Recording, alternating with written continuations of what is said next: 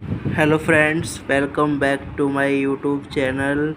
तो आज मैं आपको 14 अप्रैल के बारे में कुछ विशेष बातें बताने वाला हूं कि 14 अप्रैल को हम इतने धूमधाम से क्यों मनाते हैं, इसकी असली वजह क्या है।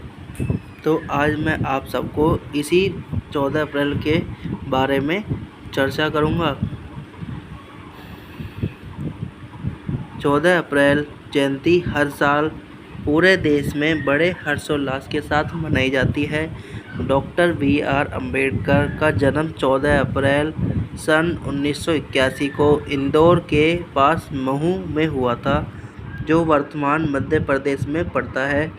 अम्बेडकर के जन्मदिन का पहला सार्वजनिक उत्सव 14 अप्रैल 1928 को पुणे में कार्यकर्ता जनार्दन सदाशिव राणा पिसे द्वारा आयोजित किया गया था। तभी से इन दिनों को अम्बेडकर जयंती या भीम जयंती के रूप में मनाया जाता है। डॉक्टर अम्बेडकर को देश में सबसे प्रमुख कानूनविद में से एक के रूप में माना जाता है। 31 मार्च 2011 को भारत सरकार ने डॉक्टर बी.आर. के सम्मान में 14 अप्रैल को सार्वजनिक अवकाश घोषित किया है। विदेश में अपनी पढ़ाई पूरी करके भारत लौटने के बाद भीमराव अंबेडकर ने देखा कि जातिगत भेदभाव देश में विखंडन का प्रमुख कारण बना हुआ है। दलितों के उत्थान के लिए अंबेडकर ने दलितों और अन्य धार्मिक समुदायों के लिए आरक्षण लागू करने की वकालत की।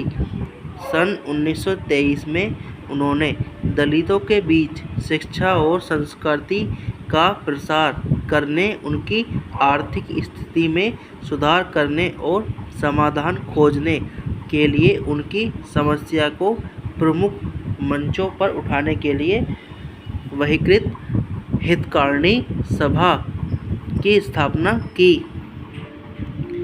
सन 1927 में उन्होंने 14 टैंक पर महाड़ मार्च का नेतृत्व किया, जिसने जाति विरोधी और पुजारी विरोधी आंदोलन की शुरुआत की। 1930 में नासिक के कालाराम मंदिर में डॉक्टर भीमराव अंबेडकर द्वारा शुरू किया गया मंदिर प्रवेश आंदोलन मानव अधिकार और सामाजिक न्याय के संघर्ष में एक मील का पत्थर सिद्ध हुआ था। Doctor B R. अम्बेडकर ने लंदन में तीनों गोलमेज सम्मेलन में भाग लिया और हर बार अछूतों के हितों की पुरजोर वकालत की। उन्होंने दलित वर्गों से अपने जीवन स्तर को बढ़ाने में और यथासंभव अधिक से अधिक राजनीतिक शक्ति हासिल करने का आग्रह किया। डॉक्टर अंबेडकर का मानना था कि संविधान के विभिन्न प्रावधानों में से अनुच्छेद 32 सबसे महत्वपूर्ण है।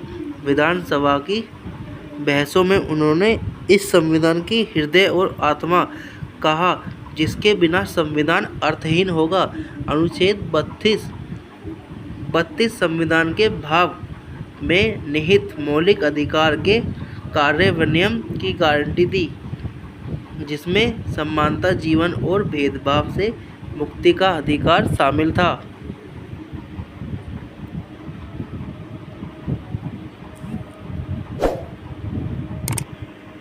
तो दोस्तों, अभी डॉक्टर अंबेडकर के जन्मदिन का पहला सार्वजनिक उत्सव 14 अप्रैल 1928 को पुणे में कार्यकर्ता जन्मदिवस के रूप द्वारा आयोजित किया गया था। तभी से इस दिन को अंबेडकर जयंती या भीम जयंती के रूप में मनाया जाता है। डॉक्टर अंबेडकर को देश में सबसे प्रमुख कानूनविद में से एक के रूप में माना जाता है। 14 अप्रैल को इस वर्ष कुल 102 देशों में अंबेडकर जयंती को मनाया गया था। इसी वर्ष पहली बार संयुक्त राष्ट्र ने भी डॉक्टर भीमराव अंबेडकर की 125वीं जयंती मनाई, जिसमें 156 देशों के प्रतिनिधियों में भाग लिया था। तो दोस्तों देखा आपने, डॉक्टर बी.आर. अम्बेडकर की जयंती सब देशों में ज़्यादातर मनाई जाती है, क्योंकि विश्व की सबसे बड़ी जयंती 14 अप्रैल ही मानी जाती है। तो दोस्तों thank you, subscribe my channel. Bye bye. जय हिंद, जय भारत।